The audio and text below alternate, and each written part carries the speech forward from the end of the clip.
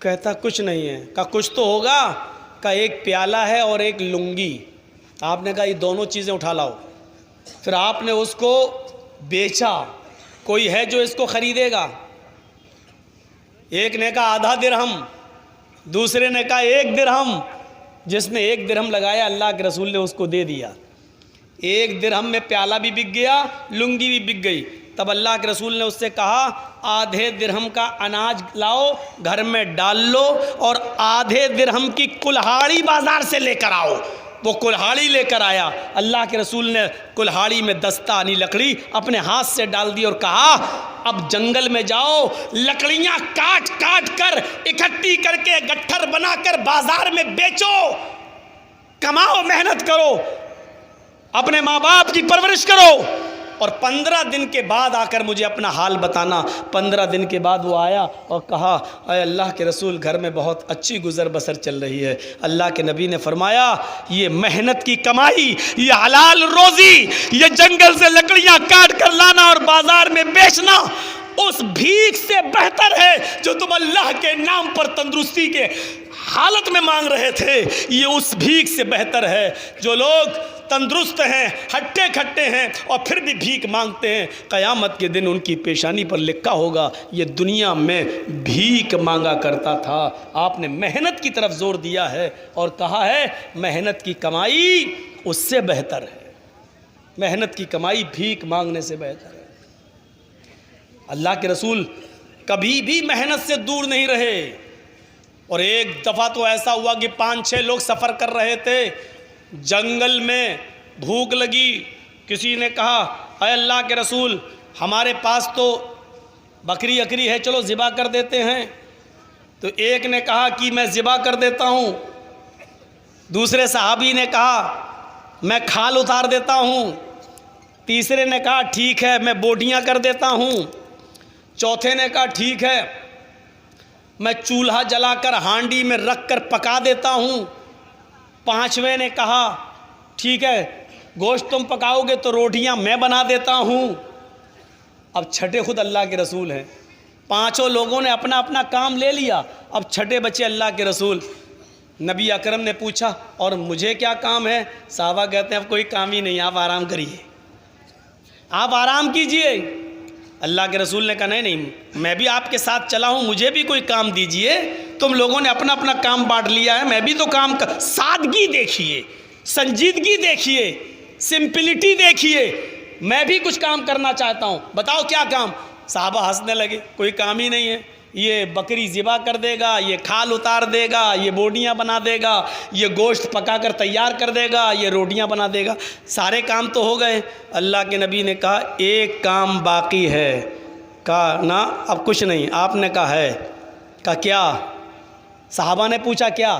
اللہ کے نبی نے کہا شرط ہے، میں بتاؤں گا تو اس کام کو میں ہی کروں گا۔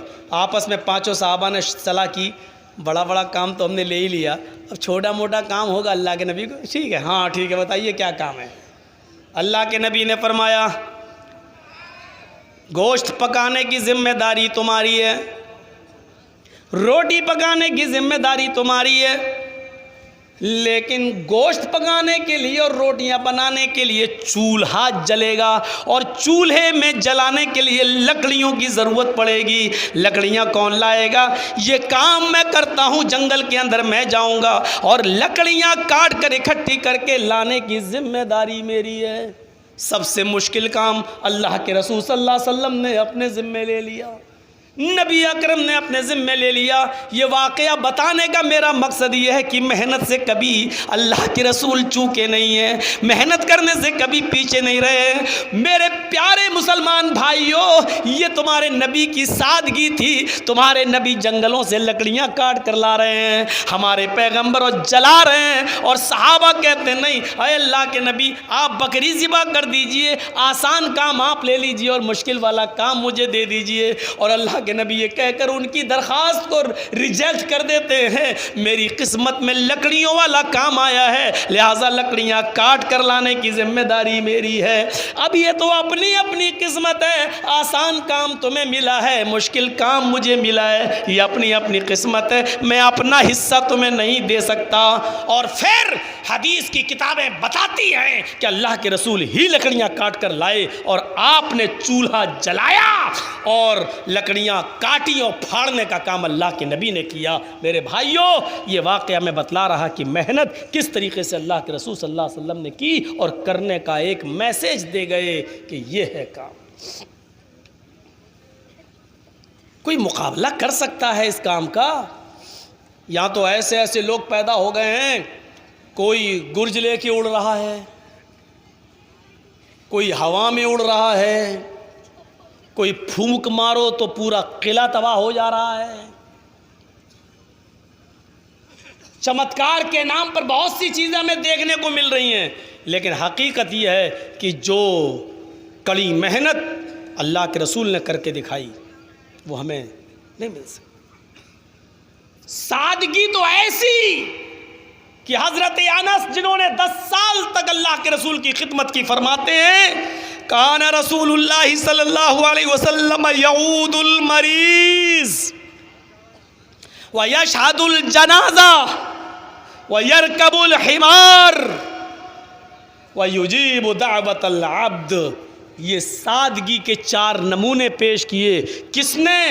محمد الرسول اللہ کی خدمت کرنے والے، 10 سال تک سیوا کرنے والے حضرت انس رضی اللہ تعالیٰ عنہ نے، جس نے 10 سال نبی کے سر و پیر دبائے ہوں، نبی کے وضو کے لیے پانی بھر بھر کے لا کے برتن میں دینے والے، 10 سال تک خدمت کرنے والے حضرت انس کیا کہہ رہے ہیں؟ اللہ کے رسول کی حالت یہ تھی، کان رسول اللہ صلی اللہ علیہ وسلم یعود المریض، مریض کی عیادت کرنے جاتے تھے، چھوٹا ہو یا بڑا، امیر ہو یا غریب، آپ سب کی عیادت کے لیے جاتے تھے،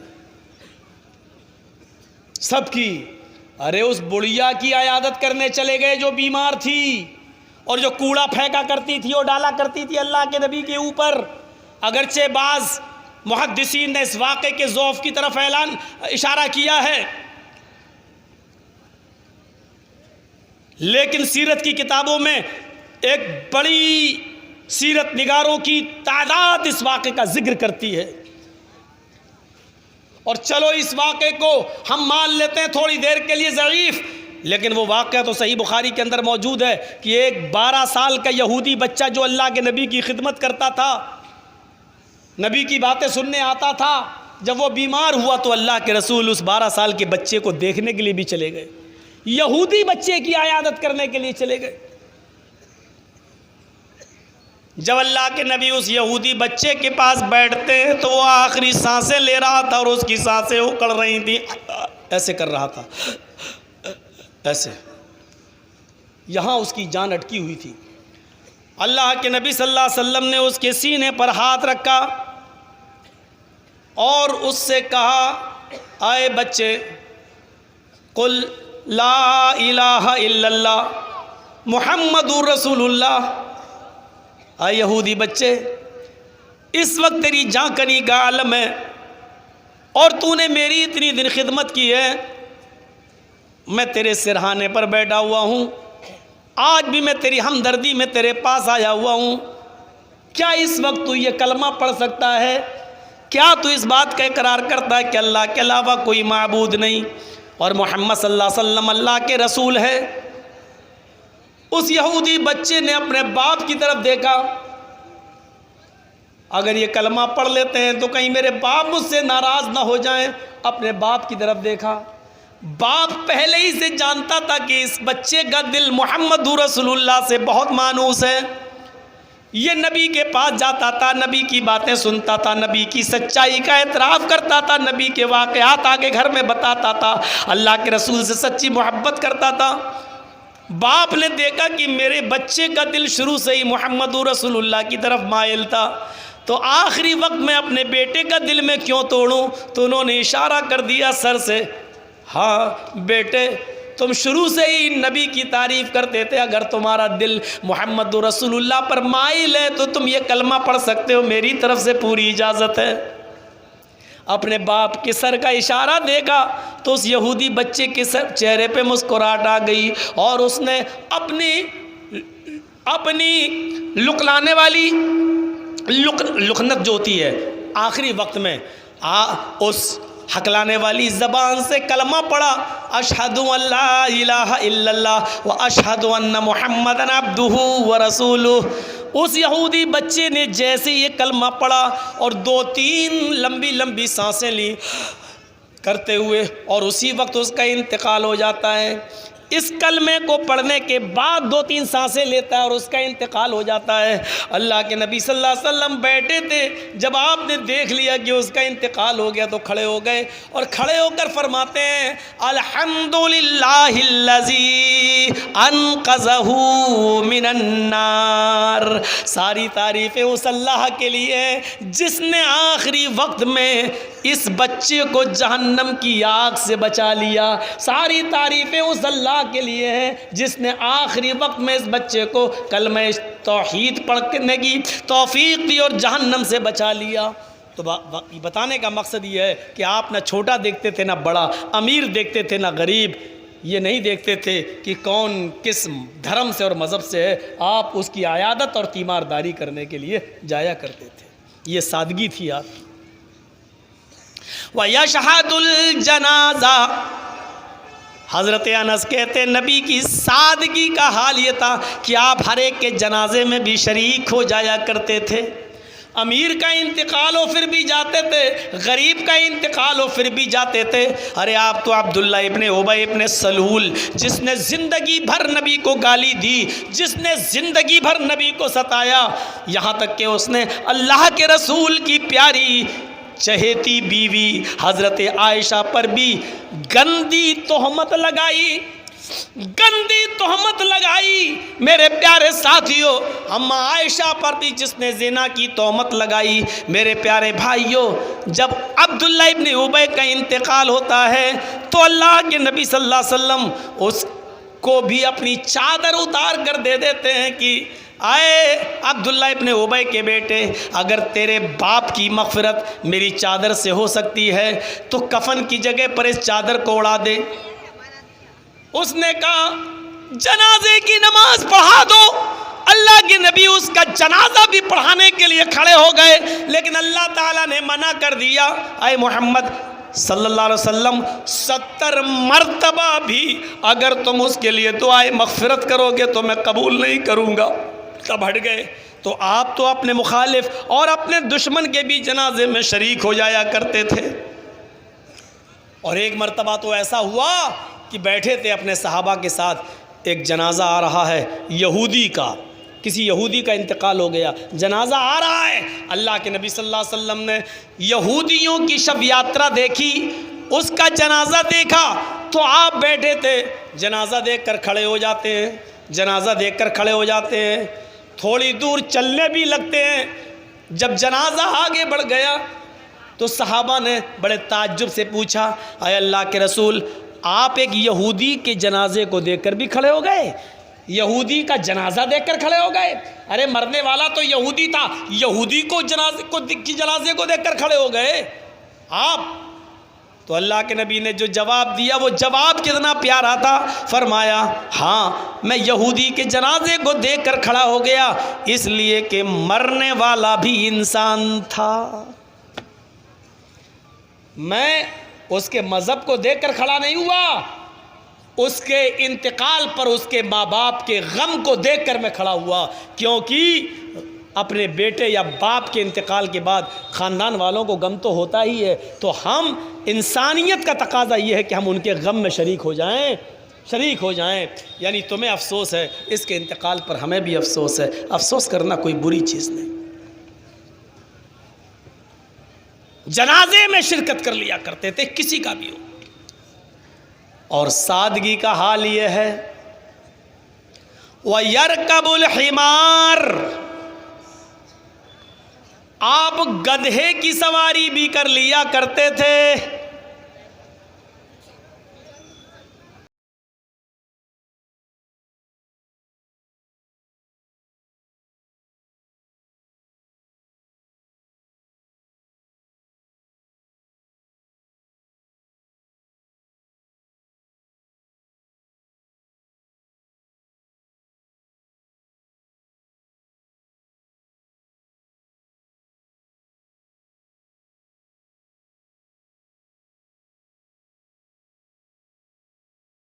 والوں اب جو اڑ کے بھاگے گا میں سمجھوں گا یہ بھکاری ہے، اسی کو موٹر سائیکل ملی ہے۔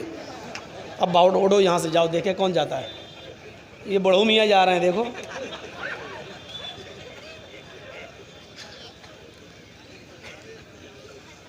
اب بتاؤ اس وقت کہاں جا رہے ہیں بیچارے، بڑھیان بھی سو گئی ہوں گی، کیا کریں گے وہاں جا کے۔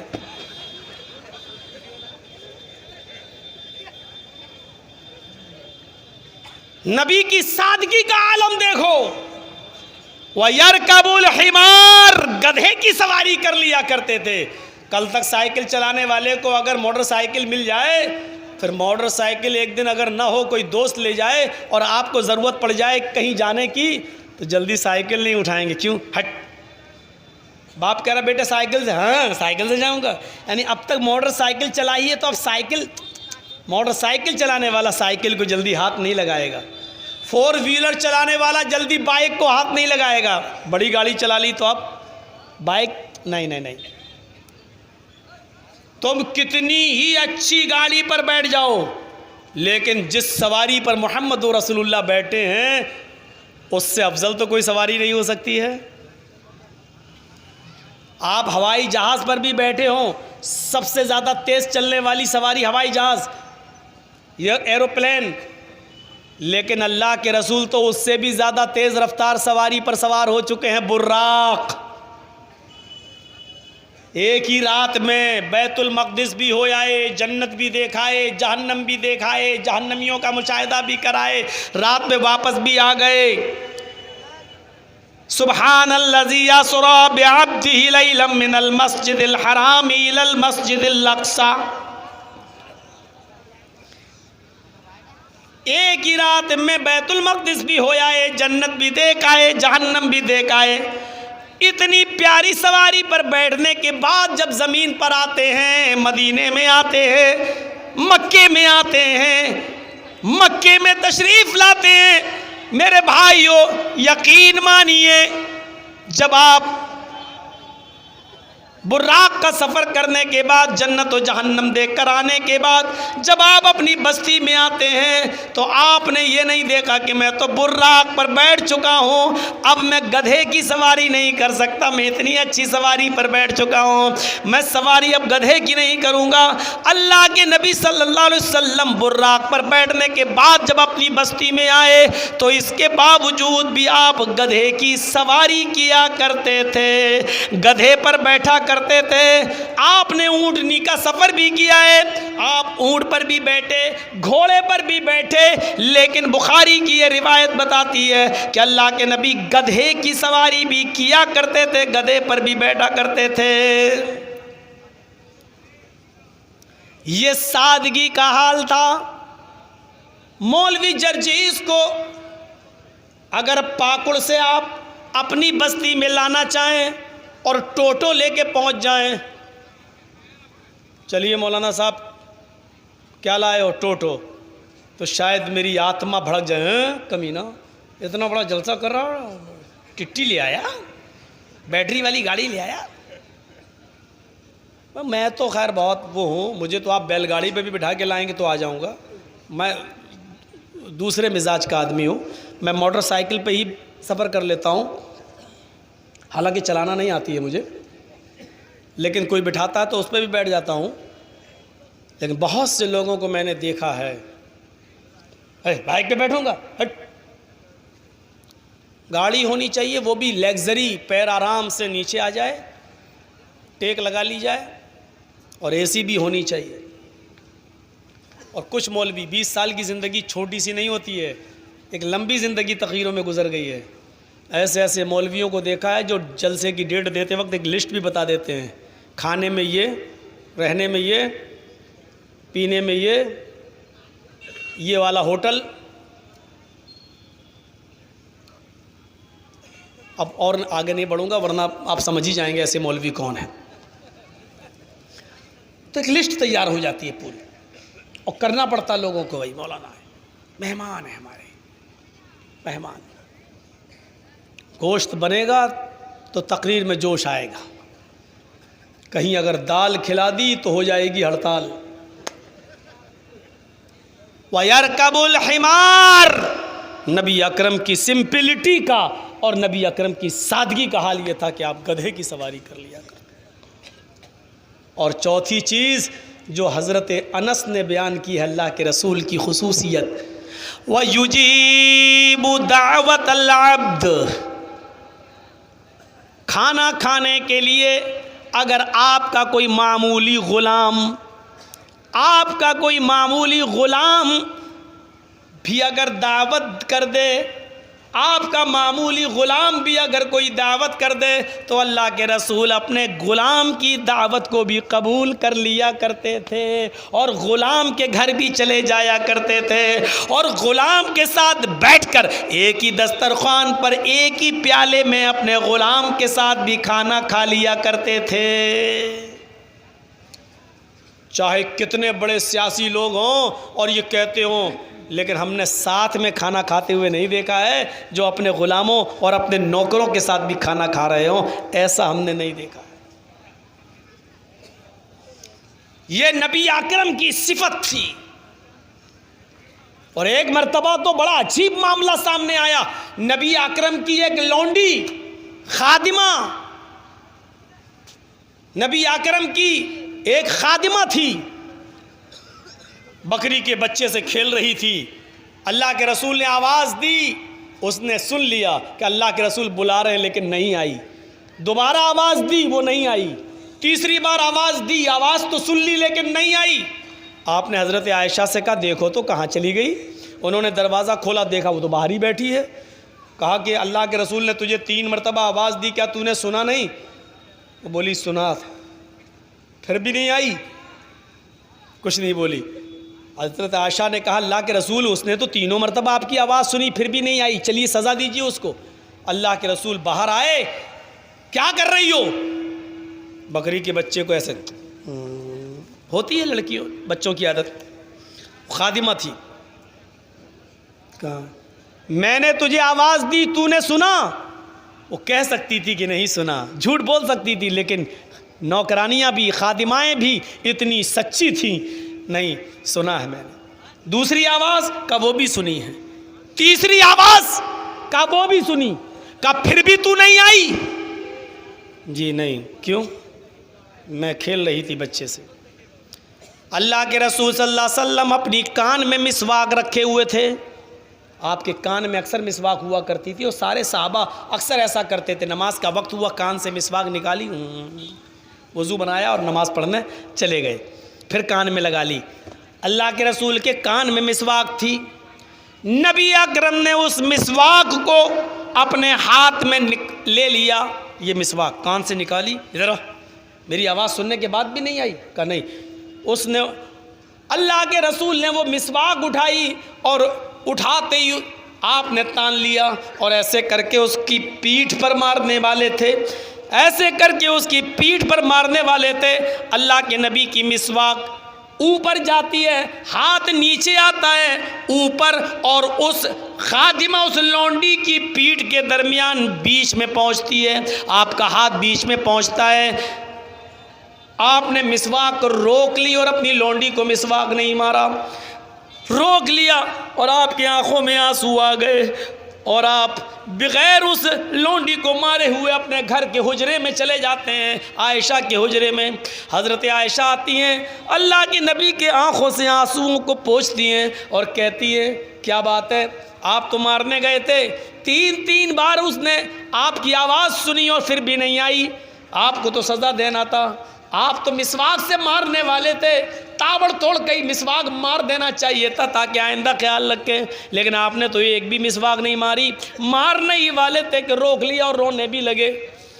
کہنے لگے عائشہ میں چاہتا تھا کہ اس کو 1-2 مسواک ماروں، لیکن جیسے ہی میں نے اس کو مسواک اٹھایا اور مارنے والا ہوا، اپنے نوکروں پر حکم چلانے والوں، اپنے ڈرائیوروں کو گالیاں سنانے والوں، اپنے نیچے کام کرنے والوں سے سخت لہجے میں بات کرنے والوں، تمہارے لیے جناب محمد رسول اللہ کی یہ مثال، یہ واقعہ تمہارے لیے عبرت پیدا کرے گا تمہاری زندگی میں۔ عائشہ جیسے ہی میں نے مسواک اٹھا کر اس کو مارنا چاہا، میرے دل میں یہ خیال آیا، اے محمد صلی اللہ علیہ وسلم، آپ اس کو ایک مسواک مار دیں گے، آپ کی ایک مسواک کا مارنا اس کی غلطی سے زیادہ نہ ہو جائے، آپ کی یہ سزا اس کی غلطی سے بڑھ کر نہ ہو جائے، ایسا نہ ہو کہ اس نے آپ کی 3 بار آواز سنی اور نہ آئی، یہ غلطی کی ہے اس نے، لیکن آپ اس غلطی کی جو سزا دے رہے ہیں اس کو، آپ کی دی ہوئی سزا اس کی غلطی سے کہیں زیادہ نہ ہو جائے۔ اگر میں نے ایک مسواک اس کو مار دی اور یہ سزا اس کی غلطی سے زیادہ ہو گئی تو قیامت کے دن وہ لڑکی، وہ خادمہ، وہ لونڈی میرے اوپر مقدمہ دائر کر دے گی، اللہ کی عدالت میں میرے اوپر کیس کر دے گی۔ میں اپنے رب کو کیا جواب دوں گا؟ میں اپنے رب کو کیا جواب دوں گا؟ عائشہ، مجھے اس بات کا خطرہ پیدا ہو گیا کہیں میرا ایک مسواک کا مار دینا اس کی غلطی سے زیادہ نہ ہو جائے، اس ڈر سے میں نے اس کو نہیں مارا، میں چلا آیا، میں نے اس کی غلطی کو نظر انداز کر دیا، میں نے اس کی غلطی کو معاف کر دیا۔ اس واقعے کی روشنی میں اپنے ڈرائیوروں سے سخت لہجے میں بات کرنے والوں، اپنے نوکروں سے سخت لہجے میں بات کرنے والوں، اپنے پارٹنروں سے غصے میں اور سخت لہجے میں گالی گلوچ میں بات کرنے والوں، اپنی حکمرانی کو قائم رکھنے والوں، ذرا سوچو تو صحیح، قیامت کے دن ہمیں اور آپ کو اللہ کے دربار میں جواب دینا ہے۔ محمد رسول اللہ کی زندگی تو ہر شعبے میں ہماری رہنمائی کر رہی ہے، ہر ڈپارٹمنٹ کے اندر ہماری رہنمائی کر رہی ہے۔ سادگی بھی دکھا دی اور یہ بھی بتا دیا کہ ایک مسلمان کا دوسرے مسلمان کے ساتھ معاملہ کیا ہونا چاہیے۔ ارے جب تم ٹرین میں چلتے ہو، تھوڑی سی دیر میں کتنی محبت ہو جاتی ہے۔ مولانا جرجیس صاحب نے دلی سے ٹرین پکڑی، کلکتہ آنا ہے، راستے میں ہماری سیٹ کے سامنے ایک اور آدمی بیٹھا ہوا ہے، تھوڑی دور ٹرین دلی سے چلی غازی آباد، غازی آباد سے چلی علی گڑھ۔ جرجیس صاحب نے بات کرنا شروع کر دی اپنے سامنے بیٹھے ہوئے آدمی سے، صاحب آپ کا نام؟ جی میرا نام محمد اسلم۔ اچھا ماشاءاللہ، آپ کا نام؟ محمد جرجیس۔ ہاں چلیے ماشاءاللہ، چلیے آپ بھی ہماری برادری کے، ہماری قوم کے۔ تھوڑا سا اور آگے بڑھے، صاحب آپ کہاں جا رہے ہیں؟ اس نے کہا کلکتہ۔ پھر اس نے پوچھا صاحب آپ کہاں جا رہے ہیں؟ میں بھی کلکتہ۔ چلیے ماشاءاللہ، تو سفر بہت اچھا۔ دیکھیے چند گھنٹوں میں معاملہ کتنا آگے بڑھتا جا رہا ہے۔ تھوڑا سا اور آگے بڑھتے ہیں، گاڑی اٹاوا کانپور الہ آباد کراس کرتی ہے۔ صاحب آپ کلکتہ میں کہاں جا رہے ہیں؟ اس نے کہا مڈیا برج۔ پھر پوچھا آپ کہاں جا رہے ہیں؟ صاحب میں بھی مڈیا برج۔ چلیے ماشاءاللہ، کلکتہ کے بعد بھی ہم لوگوں کا سفر ایک ہی ٹیکسی سے ہو جائے گا۔ معاملہ آگے بڑھتا گیا، رات ہو جاتی ہے، کبھی چائے بیچنے والا آتا ہے، میں اس کو پلا رہا ہوں، وہ مجھے پلا رہا ہے۔ کسی اسٹیشن پر گاڑی رکتی ہے، وہ پانی بھرنے اتر رہا ہے تو اس کے سامان کی دیکھ ریکھ میں کر رہا ہوں، میں اترتا ہوں تو میرے سامان کی دیکھ ریکھ وہ کر رہا ہے، کیونکہ اب سفر میں ایک دوسرے کے مال کا محافظ ہو گیا ہے، ایک دوسرے سے جان پہچان ہو گئی ہے۔ وہ ہمارے مال کی حفاظت کر رہا ہے، میں اس کے مال کی دیکھ ریکھ کر رہا ہوں۔ رات میں دونوں سو رہے ہیں، میری آنکھ کھلتی ہے، اپنا سامان چیک کرتا ہوں، ٹھیک ہے، اپنے سامان کے بعد اس کا بھی دیکھ لیتا ہوں، میرے بھائی کے سامان کو کسی نے لیا تو نہیں ہے۔ اس کی آنکھ کھلتی ہے، وہ اپنے سامان کو دیکھ کر میرے سامان کو بھی دیکھتا ہے کہ ٹھیک ہے۔ صبح ہو جاتی ہے، اسٹیشن آ جاتی ہے۔ میرے بھائیوں، 24 گھنٹے کے سفر میں جب تم ایک دوسرے کی جان اور مال کے محافظ ہو جاتے ہو، یہی تو قرآن کہہ رہا ہے، انما المؤمنون اخوہ۔ جب ایمان لا چکے ہو اور مومن ہو چکے ہو، جب 24 گھنٹے کے سفر میں ایک دوسرے کے جان و مال کے محافظ بن جاتے ہو، تو اسلام لانے کے بعد پوری زندگی تم ایک مسلمان کے لیے دوسرے مسلمان کی جان اور مال کی حفاظت کی ذمہ داری ایک دوسرے پر عائد ہو گئی ہے. نہ میرے مال پر تم قبضہ کرو، نہ تمہارے مال پر ہم، نہ میری جان کو تم لو، نہ تمہاری جان کے پیاسے ہم. میرے مال کی حفاظت تم کرو، تمہارے مال کی ہم. جب چند گھنٹوں کے سفر میں ایک دوسرے کا محافظ ہوتا ہے تو اسلام یہ کہتا ہے کہ جب تک تم زندہ رہو ایک مسلمان دوسرے مسلمان کے جان و مال کا محافظ رہنا چاہیے. اللہ کے نبی صلی اللہ علیہ وسلم اس چیز کو تھوڑا سا اور آگے بڑھاتے ہیں. نبی اکرم صلی اللہ علیہ وسلم اس چیز کو تھوڑا سا اور آگے بڑھاتے ہیں اور مسلمان کی تعریف کرتے ہوئے ایک مسلمان کو اس کی اصلیت بتاتے ہیں کہ تم مسلمان ہو. ہاں مسلمان ہیں. تو مسلمان ہونے کے بعد تمہارے اوپر مسلمان کہلانے کا حق تمہیں اس وقت ہوگا جب تم مسلمان کی اس تعریف کے اندر پورا اترو گے. کیا ہے تعریف؟ مسلم شریف کے الفاظ ہیں، بخاری میں بھی یہ روایت موجود ہے. اللہ کے نبی فرماتے ہیں المسلم من سلم المسلمون من لسانہ و یدہ. مسلمان تو وہ ہے جس کی زبان سے اور جس کے ہاتھ سے دوسرے مسلمان محفوظ رہے. المسلم من سلم المسلمون من لسانہ و یدہ. مسلمان تو وہ ہے جس کے زبان سے اور جس کے ہاتھ سے دوسرے مسلمانوں کو تکلیف نہ پہنچے. زبان سے بھی نہ پہنچے اور ہاتھ سے بھی نہ پہنچے. اس لیے زبان کو صحیح استعمال کرو. دیکھا نہیں، زبان کا زخم بڑا گہرا ہوتا ہے. لگا ان سب کو موٹر سائیکل ملی ہے، بھیک میں دیکھو کیسے بھاگ رہے ہیں. یہ سب سننے نہیں آتے ہیں، مولانا جرجیز کو دیکھنے آتے. کون ہے جرجیز جو ہندوستان پہ آ رہا ہے، میڈیا پہ آ رہا ہے؟ کون ہے جس کو میڈیا بار بار کہہ رہی ہے ممتا کا مولانا؟ یہ سب یہ دیکھنے آتے. دیکھ لیا، ہو گئے جنتی، جاؤ. اب ان کو جہنم میں کوئی ڈال ہی نہیں سکتا ہے. مولانا جرجیز کو دیکھ لیا ہے، ہو گئے جنت الفردوس کا.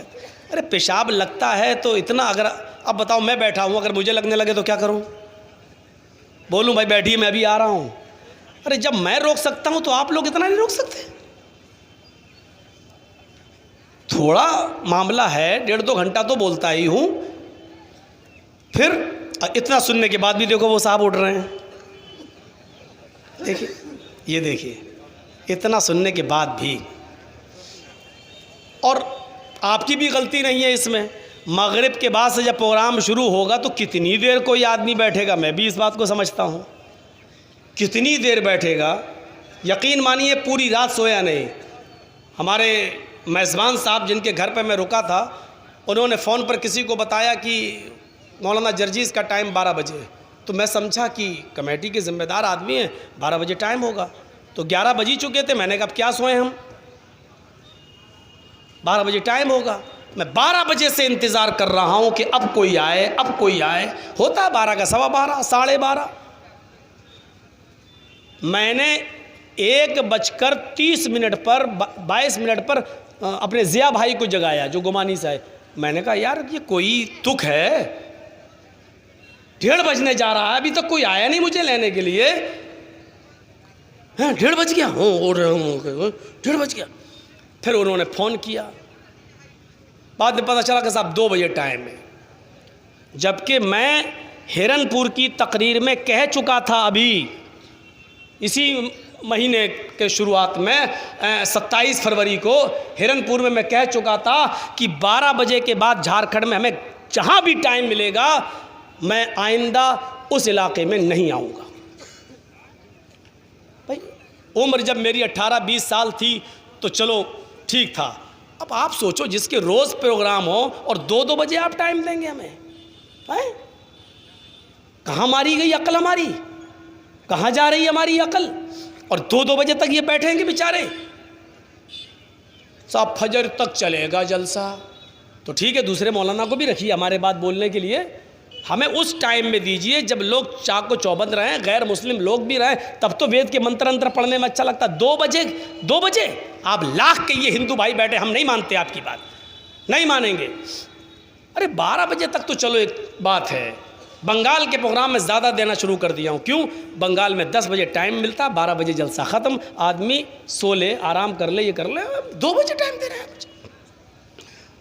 تو خیر چلیے، اب تو دے ہی چکے ہیں، آگے کے لیے ہم بھی تھوڑا سا سوچیں گے. میرے بھائیوں سنیے، آپ کی بھی غلطی نہیں ہے، اٹھنا ہے، جائیں گے 2 بجے تک. کون آدمی بیچارہ اب کمر سیدھی کرے گا، اٹھے گا بیٹھے گا؟ ہم لوگ تو ایسے کر لیتے ہیں، ایسے کر لیتے ہیں، بولتے ہیں تو یہ چلو تھوڑی بہت. آپ لوگ تو یہاں اب بہت سے لوگوں پر اگر نظر ڈالیں تو یہیں سو رہے ہوں گے. لیٹ دیکھیے سسرال میں آئے ہیں بیچارے، دیکھیے اب ان کا کیا کیا جائے. نہیں سونے دیجیے، جلسہ سننا فرض نہیں ہے، ٹھیک ہے. اگر کوئی آدمی سو جاتا فجر میں اٹھ کے نماز پڑھ لیتا، یہ بڑی اچھی بات ہے، یہ جلسے سے بہتر ہے. اور پوری رات جلسہ سن لے اور گھر جائے اور سو جائے اور فجر میں نہ پہنچے تو یہ جلسہ بھی برباد اور ثواب سے بھی محروم اور پوری محنت پہ پانی پھر گیا. لیکن اتنی گزارش ضرور کروں گا، آپ یہاں سو رہے ہیں، اس سے بہتر ہے کہ جائیے اپنے بیوی بچوں میں سوئیے، کوئی ثواب بھی ملے گا. موقع مل جائے تو جہاد بھی کر لیجئے، اس پر بھی نیکی ہے. تو یہاں سونے سے بہتر ہے کہ وہاں چلے جائیے. تو ایک مشورہ ہے میرا، ویسے آپ کی مرضی ہے. تو اب جہاد کو کہیں ایسا نہ ہو کہ ہندوستان والا کہتے ہیں مولانا جرجیس جلسے میں کہہ رہے ہیں جہاد. اب میں دوسرا جہاد کہہ رہا ہوں جو بیوی کے ساتھ کیا جاتا ہے، جو اپنے بچوں کے لیے محنت اور کوشش کی جاتی ہے. پڑھانا لکھانا بھی تو جہاد ہے. کسی بچے کو غلط راستے پہ چل رہا، شرابی جواری ہے، اس کو نیک راستے پہ لانا بھی تو جہاد ہے.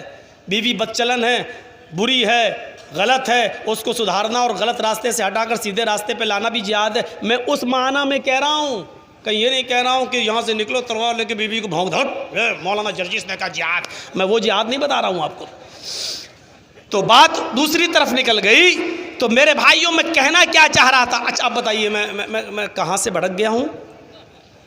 کیا سنا رہا تھا میں؟ ہاں مجھے بھی یاد نہیں رہ گیا کیا بول رہا تھا. کسی کو معلوم ہے؟ ہاں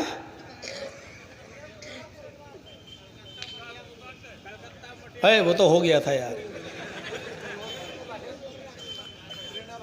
ہاں بتاؤ، اپنی اپنی کوشش کرو، دیکھتا ہوں کہ کون کو.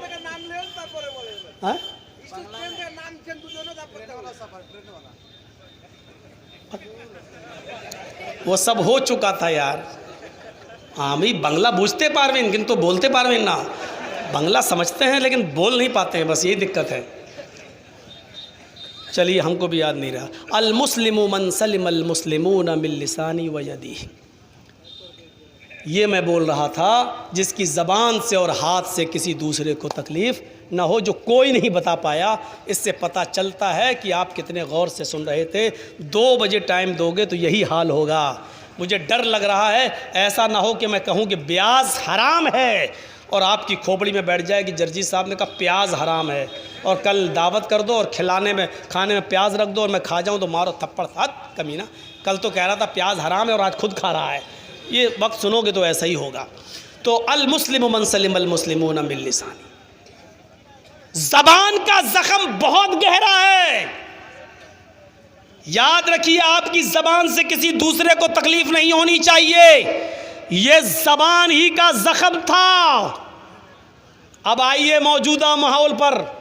یہ زبان ہی کا زخم تھا کہ احمد آباد کی سابرمتی ندی کے اندر ہماری ہی ایک بہن عائشہ نام کی لڑکی ندی میں کود کر آتم ہتیا کر کے اپنی جان سماپت کر لیتی ہے، خودکشی کر لیتی ہے اور حرام موت مر جاتی ہے. یہ اسی زبان کا زخم تھا. شوہر نے کیا کہہ دیا تھا؟ اس نے کہا دیکھو اگر آپ اپناؤ گے نہیں تو میں خودکشی کر لوں گی. اس نے کیا کہا؟ ہاں کر لے. خودکشی کرتے ہوئے اپنی ویڈیو بنا کے بھی بھیج دینا. یہ زبان کا زخم تھا، زبان کا. اور اسی زبان کا زخم لگا. جہیز تو ایک چیز تھی، جہیز کی ڈیمانڈ نے اس کو آتم ہتیا کرنے پر مجبور نہیں کیا. وہ تو اپنے گھر چلی گئی تھی. کئی مہینے وہ رہی اپنے گھر میں، سوچ رہی تھی اب معاملہ بن جائے سنبھل جائے. جہیز کو تو ٹھیک ہے، جہیز ایک حصہ ہے اس کا، لیکن جہیز کے معاملے میں سمجھایا جا رہا تھا میرے باپ غریب ہے، یہ ہے وہ ہے، جتنا لا سکتی تھی دے سکتی تھی اتنا دیا گیا، جب بھی آتی ہوں گھر پہ اتنا دے. لیکن زخم کون سا تھا؟ ویڈیو بنا کے بھیج دینا، جا تجھے جو کرنا ہو کر، مرنا ہو تو مر، ویڈیو بنا کے بھیج دینا. یہ زبان کا زخم تھا. نبی اکرم نے سب سے پہلے کیا کہا؟ المسلم من سلم المسلمون من لسانہ. مسلمان تو وہ ہے کہ جس کی زبان سے دوسرے مسلمان کو تکلیف نہ ہو. یہ زبان کا زخم ہوتا ہے، زبان کا زخم جو انسان کو چاقو اور کھنجروں کا زخم بھرا جا سکتا ہے، لیکن زبان سے جو زخم دے دیا جاتا ہے وہ نہیں بھرتا ہے. المسلم من سلم المسلمون من لسانہ. اور دوسری بات اللہ کے نبی نے فرمائی ویدی، اور مسلمان وہ ہے کہ جس کے ہاتھ سے بھی دوسرے مسلمان کو تکلیف نہ پہنچے. گالی دینا تو بہت دور کی بات ہے. اللہ کے نبی صلی اللہ علیہ وسلم تو کسی کی طرف اشارہ کر کے ایسے مارنے کا اشارہ کرنے کو بھی حرام قرار دے رہے ہیں. کسی کو آپ اشارہ کر کے بھی مارنے کی دھمکی بھی نہیں دے سکتے ہو، کسی کو اشارہ کر کے مارنے کا اشارہ بھی نہیں کر سکتے ہو. من اشارہ من اشارہ من اشارہ. اللہ کے رسول صلی اللہ علیہ وسلم نے کتنی حدیثوں میں فرمایا کہ جس نے اپنے بھائی کی طرف اشارہ کر دیا، ایسے کیا وہ ہم میں سے نہیں، ایسے کیا وہ ہم میں سے نہیں، ایسا کیا وہ ہم میں سے نہیں، ایسا کیا وہ ہم میں سے نہیں. اشارہ کرنا بھی حرام ہے، چہ جائے کہ اس کو مارا جائے، چہ جائے کہ اس کو ہم اپنے ہاتھوں سے اس کو ماریں اور پیٹیں. مارنا پیٹنا تو بہت دور کی بات، اشارے سے مارنے کا اشارہ کرنا بھی حرام ہے. میرے بھائیوں، اسلام جو اشارہ تک کرنے کو منع کر رہا ہے، وہ مارنے اور پیٹنے کو، ہاتھ پیر چلانے کو کیسے جائز قرار دے گا؟ اسی چیز کو تھوڑا سا اور آگے بڑھاتے ہوئے اللہ کے نبی صلی اللہ علیہ وسلم نے فرمایا ہے. ہاں، اور یہ بھی سن لو کہ ایمانی رشتہ، اسلامی رشتہ سگے رشتے سے بڑھ کر ہے. ایمانی رشتہ سگے رشتے سے بڑھ کر ہے. مثلا کوئی میرا سگا بھائی ہے اور ایک آدمی مسلمان ہے، اسلام لایا ہے، یہ ایمان والا جو بھائی ہے یہ سگے بھائی سے زیادہ بڑھ کر ہے ہمارے لیے. اب دلیل سنیے.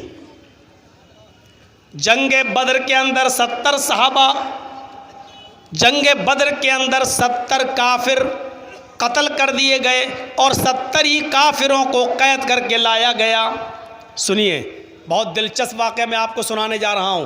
70 کافروں کو قید کر کے لایا گیا. ان 70 کافروں کے پیروں میں بیڑیاں ڈالی جانے لگیں.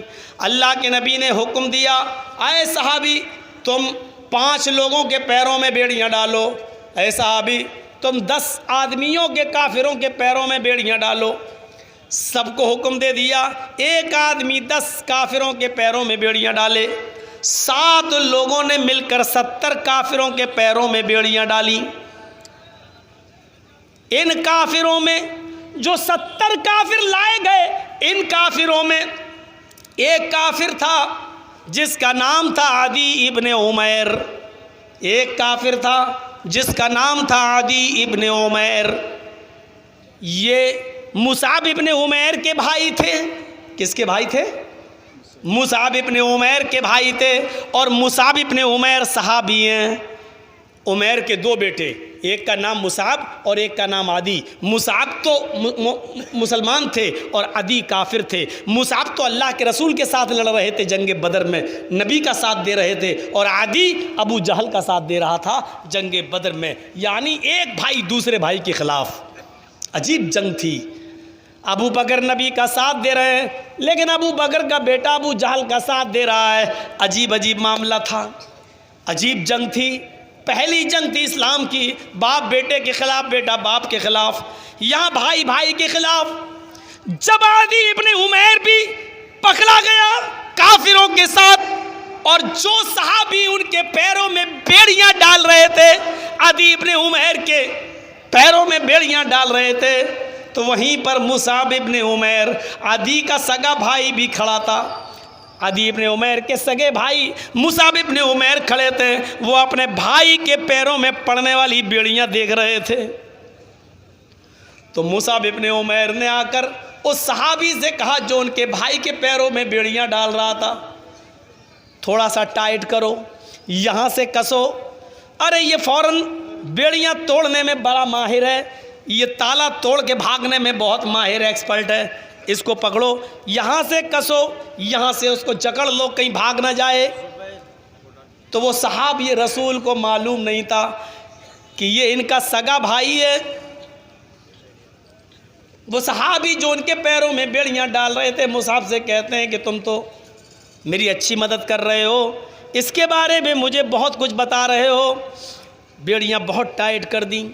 جب بیڑیاں کسی جانے لگیں، ٹائٹ ہونے لگی، تو عدی ابن عمیر کو غصہ آتا ہے اور مصعب ابن عمیر سے کہتا ہے میں تھوکتا ہوں تیرے جیسے بھائی کے اوپر۔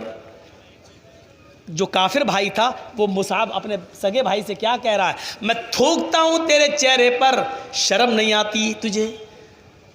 کیسا تو میرا بھائی ہے؟ تیرے سگے بھائی کے پیروں میں بیڑیاں ڈالی جا رہی ہیں اور تو کھڑا ہو کر دیکھ رہا ہے اور مشورہ اور دے رہا ہے کہ ٹائٹ کر دو۔ لگتا ہے تیری رگوں میں عمیر کا خون نہیں دوڑ رہا ہے۔ ارے عمیر کا تو بھی بیٹا ہے، عمیر کا میں بھی بیٹا ہوں، ایک ہی باپ کی ہم دونوں سنتان ہیں، اولاد ہیں، لیکن تیرے بھائی ہونے پر مجھے شرم آتی ہے، تو کیسا میرا بھائی ہے؟ مصعب ابن عمیر نے جب یہ جملہ سنا عدی کی زبان سے، اپنے سگے بھائی کی زبان سے، تو چیختے ہوئے کہا خاموش، اے عدی چپ، خاموش، کس بھائی کی بات کر رہا ہے تو؟ اے عدی تیری رگوں میں بھی عمیر کا خون ہے، میری رگوں میں بھی عمیر کا خون ہے، تو بھی جس باپ کا بیٹا ہے میں بھی اسی باپ کا بیٹا ہوں، یہ سب کچھ سچ ہے، لیکن تو میرا بھائی نہیں ہے۔ اے عدی تو میرا بھائی نہیں ہے۔ عدی کہتا واہ، باپ ایک ماں ایک، خون تیری رگوں میں بھی دوڑ رہا ہے، میری رگوں میں، پھر بھی میں بھائی نہیں۔ مصعب ابن عمیر کہتے ہیں یہ سچ ہے کہ تیرا باپ اور میرا باپ ایک، تیری ماں میری ماں ایک، جس باپ کا خون تیری رگوں میں دوڑ رہا ہے اسی باپ کا خون میری رگوں میں بھی دوڑ رہا ہے، جس ماں کا دودھ تو نے پیا ہے اسی ماں کا دودھ میں نے بھی پیا ہے، یہ سچ ہے، لیکن یہ سچ نہیں ہے کہ تو میرا بھائی ہے۔ عدی کہتا پھر تیرا بھائی کون ہے؟ اگر میں تیرا بھائی نہیں ہوں تو مصعب ابن عمیر کہتے میرا بھائی وہ ہے جو تیرے پیروں میں بیڑیاں ڈال رہا ہے، میرا بھائی وہ ہے جو تیرے پیروں میں بیڑیاں ٹائٹ کر رہا ہے، میرا بھائی وہ ہے، اس لیے وہ میرا بھائی ہے کیونکہ اس نے اشہد ان لا الہ الا اللہ واشہد ان محمدن عبدہ ورسولہ پڑھا ہے، اور تو نے یہ کلمہ نہیں پڑھا ہے۔ کلمہ شریک بھائی دودھ شریک بھائی سے افضل ہے، کلمہ شریک بھائی دودھ بھائی سے زیادہ افضل ہے، اس سے زیادہ سمانت ہے۔ میں اس کو بھائی مانتا ہوں، تجھے بھائی نہیں مانتا۔ میرے بھائیوں، مصعب ابن عمیر کا یہ جملہ ہمیں بتلا رہا ہے کہ اسلام لانے کے بعد ایک مسلمان اپنے دوسرے مسلمان کو اپنے سگے بھائی سے زیادہ اہمیت دیتا ہے۔ کلمے کی بنیاد پر جب کوئی بھائی بن جاتا ہے تو سگے بھائی سے زیادہ اہمیت رکھتا ہے۔ یہی تو وجہ تھی کہ غالباً غزوہ موتہ کے موقع پر اللہ کے نبی نے کچھ صحابیوں کو جنگ میں لڑنے کے لیے بھیج دیا اور کچھ صحابہ کو زخمیوں کی مرہم پٹی کرنے کے لیے متعین کر دیا اور کچھ صحابہ کو زخمیوں کو پانی پلانے کے لیے متعین کر دیا۔ سنو میرے پیارے بھائیوں، غزوہ موتا کا یہ منظر، جو صحابہ زخمیوں کو پانی پلاتے ہیں، وہ ایک ایک کر کے ڈھونڈ رہے ہیں کہاں زخمی کوئی صحابی پڑا ہے۔ ایک جھاڑی میں جھانک کر دیکھا تو ایک صحابی کراہتے ہوئے نظر آئے، آہ میں پیاسا ہوں کوئی مجھے پانی پلا دے، آہ میں پیاسا ہوں کوئی مجھے پانی کے چند قطرے دے دے۔ یہ صحابی پانی کا پیالہ لیے ہوئے تھے، اس زخمی بھائی کے پاس جاتے ہیں، لو یہ پانی پیو۔ انہوں نے پانی کا پیالہ رکھ دیا زمین پر اور اپنے زخمی صحابی کو اٹھایا، اپنے سینے سے لگایا، پانی کا پیالہ اٹھا کر ان کو پلانا چاہا۔ ہونٹوں تک پیالہ جاتا ہے، پانی کا ایک قطرہ بھی ابھی حلق کے اندر نہیں گیا، اتنے میں دوسرے صحابی چیختے ہیں، پانی پانی، کاش مجھے بھی کوئی پانی پلاتا۔ میرے بھائی تمہیں پانی پلانے والا کوئی آیا ہے، اگر پانی زیادہ ہو تو ایک گھونٹ چھوڑ دینا، میں بھی پانی پی لوں گا۔ اس صحابی نے پانی کا پیالہ واپس کر دیا۔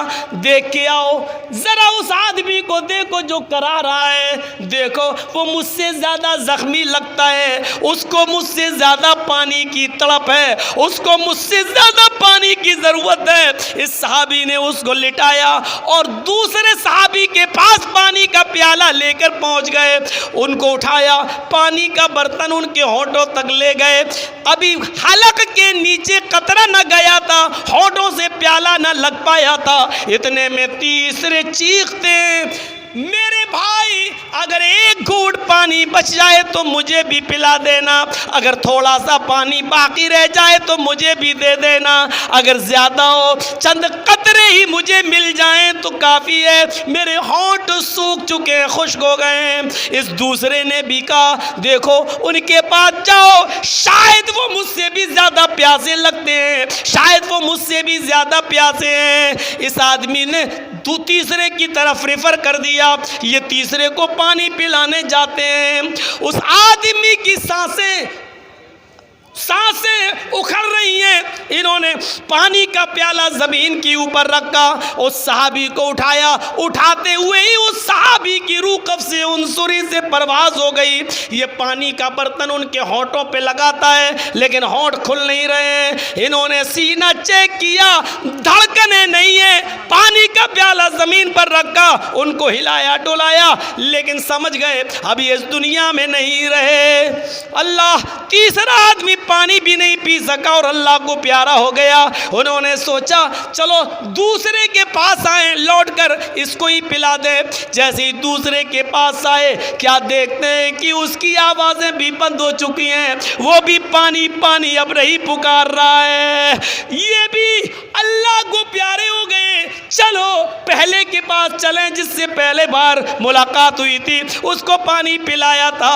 جیسے ہی اس کے قریب جاتے ہیں کیا دیکھتے ہیں کہ پہلا بھی حوض کوثر سے اپنی پیاس بجھا چکا ہے، آب حیات سے اپنی پیاس بجھا چکا ہے، وہ بھی اب میرے پانی کا محتاج نہیں ہے، وہ بھی اس دنیا سے جا چکا ہے، وہ بھی جنت کی نعمتوں میں اس کی روح جا چکی ہے۔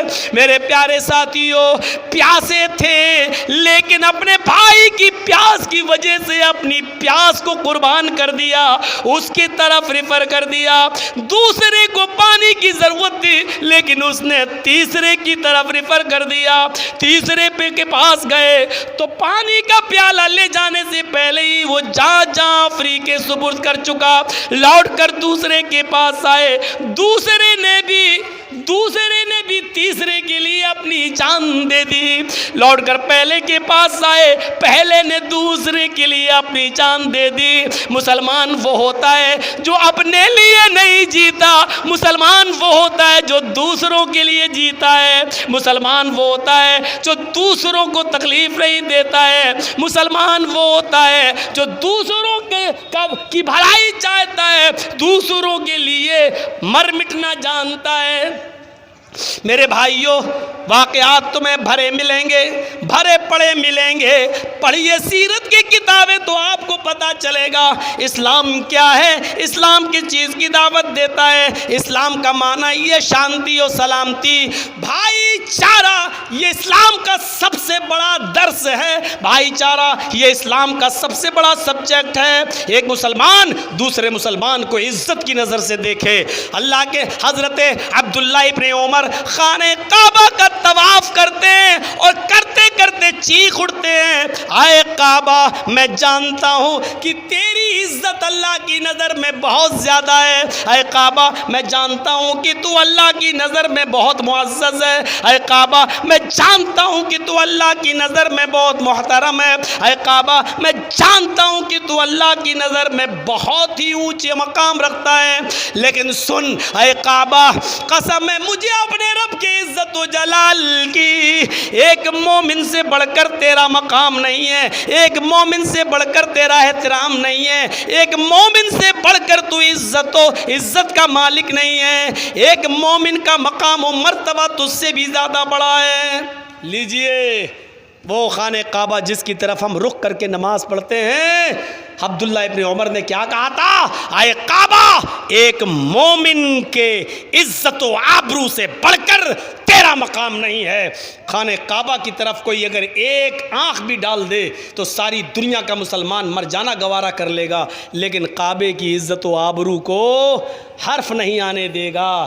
جب کعبے کے لیے تم اپنی جان دینا گوارا کر لیتے ہو اس کی عزت بچانے کے لیے، تو پھر مسلمانوں، پھر تمہارے ہاتھ سے اس سے بھی بڑا مقام ایک مسلمان کا ہے، پھر تمہاری گالیاں کیوں ملتی ہیں، تمہاری بندوقوں کی گولیاں اس کی طرف کیوں جاتی ہیں، تم پھر اس کی عزت و آبرو سے کھیلتے کیسے ہو، تم اس کو قتل کیسے کر دیتے ہو، اس کو تکلیف کیسے دے دیتے ہو، سمجھ سے باہر کی بات ہے۔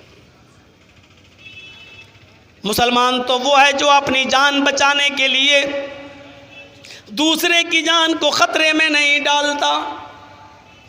مومن وہ ہے جو اپنی جان بچانے کے لیے دوسرے کی جان کو خطرے میں نہیں ڈالتا۔ آؤ، حجاج ابن یوسف ثقفی کا واقعہ تم نے سنا ہوگا، اسلامی تاریخ میں سب سے بڑا ظالم حکمراں گزرا ہے حجاج ابن یوسف، جس نے بڑے بڑے صحابہ کا قتل کروا دیا۔ عبداللہ ابن زبیر کو اسی حجاج ابن یوسف نے قتل کیا تھا، کرایا تھا۔ وہ عبداللہ ابن زبیر جن کے بارے میں اگر تمہیں معلوم نہ ہو تو سن لو، یہ عبداللہ ابن زبیر وہ ہیں جو مدینے میں مکے سے جن لوگوں نے ہجرت کی تھی، مکے سے جن لوگوں نے ہجرت کی تھی، ان ہجرت کرنے والوں میں ابو بکر کی بڑی بیٹی حضرت اسما بھی تھیں، اسما بنت ابی بکر۔ مکے سے مدینہ جن لوگوں نے ہجرت کی، ان مہاجرین میں سب سے پہلے اگر کسی کے ہاں بچہ پیدا ہوا، سب سے پہلے ان مہاجرین میں کسی نے اپنے بچے کو جنم دیا تو وہ اسما بنت ابی بکر، ابو بکر کی بیٹی حضرت عائشہ کی بڑی بہن محمد رسول اللہ کی بڑی سالی اسما تھی۔ ان کے پیٹ سے مدینے میں سب سے پہلے جو بچہ پیدا ہوا وہ عبداللہ ابن زبیر تھا۔ وہ عبداللہ ابن زبیر جو دھیرے دھیرے بڑے ہوتے ہیں اور حجاج ابن یوسف کا زمانہ پاتے ہیں، حجاج ابن یوسف کے ظلم کا نشانہ بنتے ہیں۔ حجاج ابن یوسف نے ان کے قتل کا حکم نافذ کر دیا تھا۔ حجاج ابن یوسف نے ان کو گرفتار کرایا اور ان کو قتل کرا دیا۔ عبداللہ ابن زبیر قتل کر دیے گئے۔ ان کی گردن کو ان کے جسم سے کاٹ کر کعبے کی دیوار پہ لٹکا دیا، کعبے کی دیوار پہ لٹکا دیا حجاج ابن یوسف نے۔ کعبے کی دیوار پہ جب لٹک گئی گردن تو کہا، لوگوں کوئی اس عبداللہ کی ماں کو اسما کو بلائے۔ اس وقت اسما رضی اللہ تعالیٰ عنہ کی عمر 100 سال کی اوپر ہو چکی تھی، آنکھوں کی روشنی ویسی ہی تھی، کم نہیں ہوئی تھی، ہاں کمر جھک چکی تھی، لاٹھی لے کر چلتی تھی۔ ان کے کانوں میں آواز گئی، تیرے بیٹے عبداللہ ابن زبیر کو حجاج ابن یوسف ثقفی نے مروا دیا، قتل کروا دیا، اور بلا رہا ہے چل اے اسما تو اپنے بیٹے کی کٹی ہوئی گردن دیکھ لے۔ اسما آتی ہے، لاٹھی لے کر چلتی ہے، ہائے حجاج میرے بیٹے کی گردن کہاں ہے؟ اس نے کہا کعبے کی دیوار پہ نظر ڈال۔ اسما نے لاٹھی پھینک دی، سیدھی کھڑی ہونے کی کوشش کی اور اللہ نے اس کی کمر سیدھی کر دی۔ زندہ کرامت اپنے بیٹے کی کٹی ہوئی گردن کو دیکھتی ہے، کہتی ہے حجاج گردن تو میرے ہی بیٹے کی ہے، لیکن مجھے اس کا دھڑ دکھا دے کہ یہ پڑا ہوا ہے۔ دیکھتی ہے، سینہ ٹٹولتی ہے، سینے پر تیر دیکھتی ہے، پیٹھ پلٹتی ہے، پیٹھ پر ایک بھی تیر نہیں ہے، سینے پر تیر لگائے، گردن یہاں سے کاٹی گئی ہے۔ دیکھتے ہی کہتی ہے فزت برب الکعبہ، کعبے کے رب کی قسم میں جیت گئی، کعبے کے رب کی قسم میں کامیاب ہو گئی۔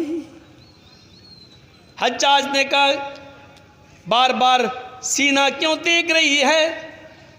کہتی ہے حجاج میں نے اپنے بیٹے کو جب جہاد کے لیے نکالا، تیرے خلاف جنگ کرنے کے لیے جب بھیجا، تو میں نے اپنے بیٹے کو یہ وصیت کی تھی، بیٹے میدان جنگ میں لوہے کی زرہ پہن کر مت جانا، بچنے کا راستہ تلاش مت کرنا، اور دشمنوں کے تیر تمہاری پیٹھ پر تمہاری ماں نہیں دیکھنا چاہتی ہے، تیر جتنے بھی لگے تمہاری ماں وہ تیر تمہارے سینے پر دیکھنا چاہتی ہے۔ حجاج مجھے فخر ہے اپنے بیٹے پر کہ میرے بیٹے نے اپنی ماں کی نافرمانی نہیں کی ہے، اس نے مرتے وقت بھی سارے تیر اپنے سینے پر کھائے ہیں۔ اچھا، پھر وہ اپنے بیٹے کی کٹی ہوئی گردن دیکھتی ہے، اس کو دیکھ کر رونے لگتی ہے، پھر اپنے بیٹے کے دھڑ کو دیکھتی ہے، پھر ہنسنے لگتی ہے۔ میں نے ترتیب تھوڑا سا الٹ دی،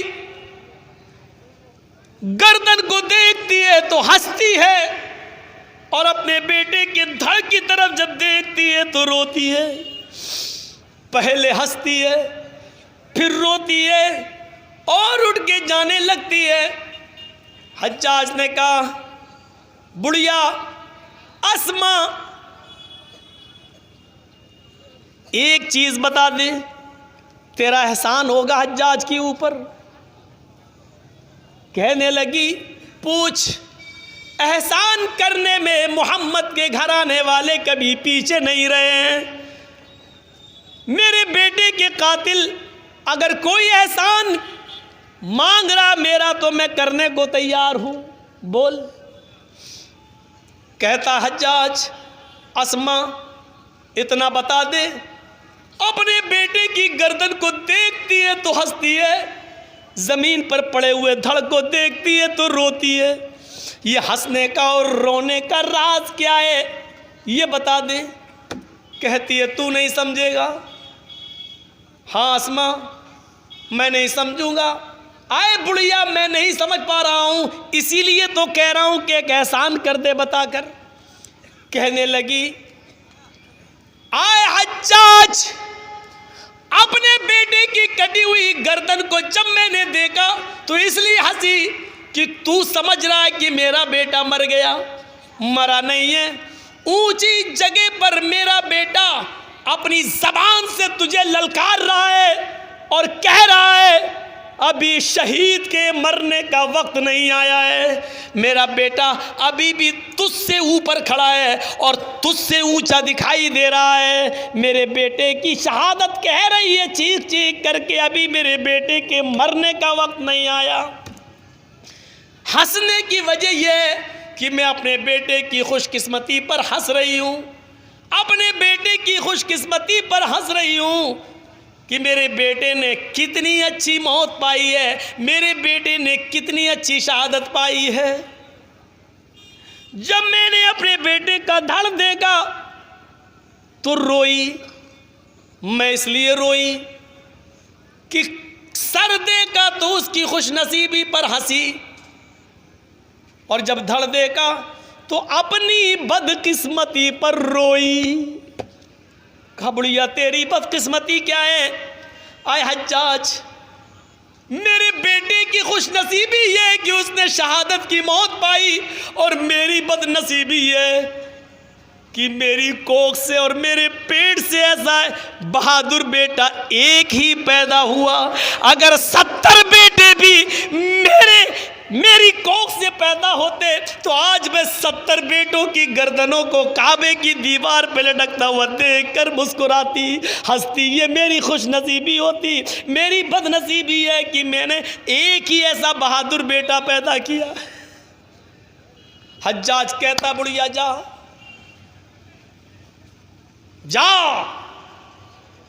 یہی حجاج جو ظلم و ستم کا ماسٹر مائنڈ، اس کے زمانے میں سعید ابن جبیر بھی اس کے ظلم و ستم کا نشان بن گئے، شکار ہو گئے، اور حجاج نے اعلان کر دیا سعید ابن جبیر کو جو بھی گرفتار کر کے لائے گا اس کو بہت بڑا انعام دیا جائے گا، لیکن زندہ میرے سامنے لایا جائے۔ سعید ابن جبیر کو میں اپنی آنکھوں کے سامنے قتل ہوتا ہوا دیکھنا چاہوں گا۔ سعید ابن جبیر بڑے چالاک تھے، بھاگتے پھر رہے تھے، رات میں ہی سفر کرتے تھے، اور کسی طریقے سے حجاج کے ایریے سے، اس کے حکومت کے دائرے سے باہر نکلنا چاہتے تھے، اور حجاج کی پولیس ان کو پکڑ نہیں پا رہی تھی۔ ایک دن حجاج کی پولیس کو کسی نے مخبری دے دی، آج کی رات سعید ابن جبیر فلاں آدمی کے گھر میں رات وہیں گزاریں گے، کچھ دیر کے لیے سوئیں گے اور پھر وہیں سے بھاگ جائیں گے، نکل جائیں گے۔ اس گھر کا ایڈریس دے دیا گیا۔ مخبروں کی کمی تو ہے نہیں، مخبری اپنے ہی اندر سے ہوتی ہے۔ ابھی لاک ڈاؤن میں دیکھا نا کتنی مخبری ہو رہی تھی۔ ہمارے ہاں تو آرڈر تھا 5 آدمی سے زیادہ نماز نہیں پڑھیں گے مسجد میں، اور جس کو روک دیا جائے 5 ہو گئے، بھائی آپ لوگ بتائیے، پولیس آ رہی بار بار، جس کو روکا جاتا کہتا تیرے باپ کی مسجد ہے۔ ویسے چیختے رہو نماز پڑھو تو کوئی نہیں پڑھ رہا تھا۔ لاک ڈاؤن میں جب پابندی لگ گئی تو سب چاہ رہے تھے ہم مسجد میں گھس جائیں، اور جس کو نماز نہیں پڑھنے دیا جا رہا وہی مخبری کر رہا، دیکھو صاحب وہاں فلاں مسجد میں اتنے لوگ نماز پڑھ رہے ہیں۔ اس گھر کو آگ لگ گئی گھر کے چراغ سے۔ سعید ابن جبیر کی مخبری کر دی گئی، اور رات کے اندھیرے کا موقع اٹھا کر حجاج ابن یوسف کے 2 پولیس والے اس گھر پہ چھاپا مارتے ہیں، اور سعید ابن جبیر پکڑے جاتے ہیں۔ سعید ابن جبیر نے بھاگنے کی کوشش نہیں کی، گرفتار کر لیے گئے۔ بڑا دلچسپ واقعہ، سعید ابن جبیر کو حجاج ابن یوسف کے پاس لایا جانے لگا، لیکن سعید ابن جبیر اتنی دور ہے حجاج سے کہ ان کو حجاج کے پاس لے جانے میں 8-10 دن لگیں گے۔ گھوڑے پر یا اونٹ پر سفر کرو تو 8 سے 10 دن لگ جائیں گے، اتنی دور وہ نکل چکے تھے۔ پہلا دن ہوا، نماز کے وقت میں وہ نماز پڑھتے تھے، اور وہ سمجھ گئے تھے اب حجاج ابن یوسف مجھے قتل کروا دے گا، اس لیے وہ سفر میں بھی روزہ رکھتے تھے۔ پولیس والے ان کو پورا موقع دیتے تھے، وہ روزے کے لیے سحری کرتے تھے، شام کو افطار کرتے تھے، نماز کے وقت نماز پڑھتے تھے، اور جو بھی محلے اور گاؤں والے راستے سے گزرتے وقت سعید ابن جبیر کو کھانا لا لا کے دیتے تھے، وہ ان پولیس والوں کو بھی کھانا کھلاتے تھے۔ 2-3 دن کا سفر ان پولیس والوں کے ساتھ اتنا اچھا گزرا کہ ان پولیس والوں کے دل میں رحم آ گیا، سعید ابن جبیر تو بہت نیک انسان ہے یار، اور حجاج کے پاس اگر میں ان کو لے گیا تو حجاج ان کو قتل کر دے گا، اس لیے کیا کیا جائے؟ बेचारा एक नेक आदमी मारा जाएगा, एक शरीफ आदमी मारा जाएगा। इन दोनों पुलिस वालों ने सलाह की और सईद इब्न जुबैर से कहा, आए सईद, हम मशवरा देते हैं तुम्हें कि तुम यहाँ से भाग जाओ, हम तुम्हें छोड़ देते हैं। अगर हम दोनों पुलिस वालों ने तुम्हें हज्जाज के पास पेश कर दिया तो हज्जाज तुम्हारी गर्दन कटवा देगा, ये तो तय है। सईद इब्न जुबैर ने कहा, हाँ ये तो तय है, वो हमें मरवा देगा, कत्ल कर देगा। तो ऐसा करो, हम तुम्हें छोड़ दे रहे हैं, रात का फ़ायदा उठाकर तुम भागो, 2-3 दिन में तुम इस मुल्क को छोड़ दोगे, अपने आप को बचाना, जाओ मैंने तुम्हें छोड़ दिया। और हज्जाज इब्न यूसुफ अगर हमसे पूछेगा तो हम ये कह देंगे कि हमें सईद इब्न जुबैर मिले ही नहीं है, बहुत ढूंढा, हमारे हाथ ही नहीं लगे। सईद इब्न जुबैर ने कहा, शुक्रिया आपका, जज़ाकल्लाह, आपने बहुत बड़ी बात कह दी है, चलो ठीक है, अच्छा कर रहे हो तुम मेरे साथ, मेरे बीवी बच्चे हैं, मुझे कत्ल कर दिया जाएगा, हालांकि मैंने कोई गुनाह नहीं किया है। सईद इब्न जुबैर ने पुलिस वालों की बात मानी और वहाँ से चल दिए। सिर्फ 1 मील